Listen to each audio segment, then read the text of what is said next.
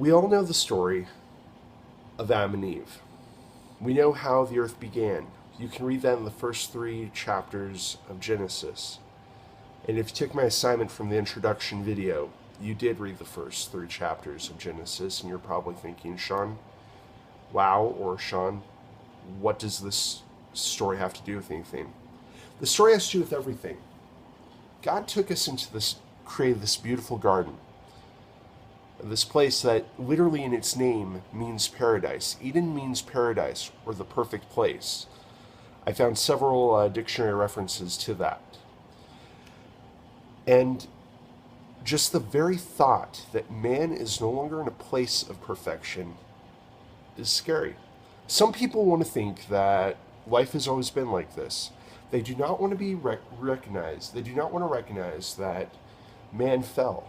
Because if man fell, that means that man was once meant to be more than what man is now. We were meant to be in relationship with God. We were not meant to be gods. I'm sorry to say this to even my Mormon friends, because I know you believe this. We were not meant to be gods. We are not gods. We are created beings in the image of God. But the fact of the matter is, we were made to be in complete and total fellowship with God. Now, he didn't have to make us. He didn't have to create man, but he did. He gave us life. He gave us a beautiful place to live. He gave us a task. But we screwed up. We were tempted. Even in our most innocent moment of life, we were tempted. And Adam and Eve, took the bait and they ate the apple, or the pomegranate, or whatever kind of fruit it is that was on that tree. We don't know for certain if it was an apple or a pomegranate or a lemon. It could have been a kiwi for all we know. It could have been a Budweiser. Who knows? It may have been a beer. We don't know what kind of fruit was on that tree. But what we do know is when they ate that fruit, all innocence was lost in man. Now, if you go and say, Sean, this is a great story, but it's not historically accurate, it is.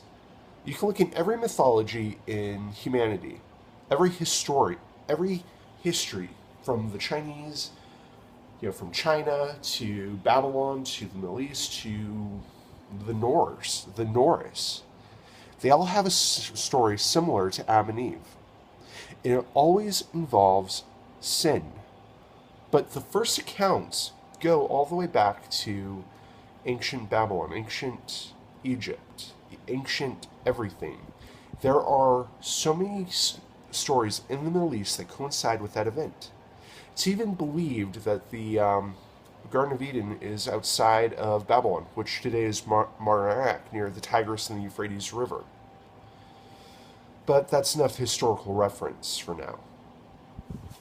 In this first video of the series, Leaving Eden, or the second video if you count the introduction as the first, we're going to be discussing this very thing, man's fall, and how we find ourselves in this place where every day we realize that we are farther and farther from God's grace.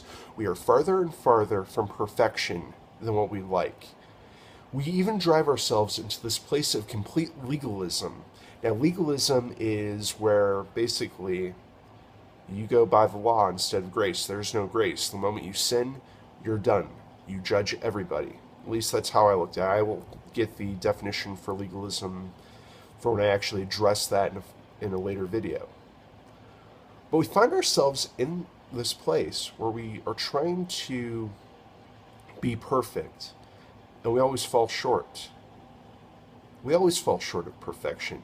It says so in Romans numerous times. It says so in Timothy. It says so in every aspect of Jesus's ministry and Paul's ministry and everything, that we fall short of grace every time, but it is through the grace of Jesus that we are saved. You can turn on the TV right now and you can say, well, life is perfect, but you can turn on the TV and see what's happening in Israel. You can see what's happening in the Ukraine. You can see the wars. You can see what's happening on the borders in the United States of diseases coming in that are going to be eradicated. But you can see all of these problems of man. And that is the proof right there that we are far from perfection. But it's through God that we know grace for every sin we've ever committed, for everything that we've ever done wrong, for every aspect of our lives that take us farther and farther from Eden. God gives us grace and drags us back to Him. To Him. Now, I'm going to talk about the next video. I think I'll be talking about God cheating in so many ways. God cheating to give us grace and to come back into complete communication with us and complete fellowship with us again. Okay? So I'll talk to you guys later. Till then, have a blessed day. Sean, signing out.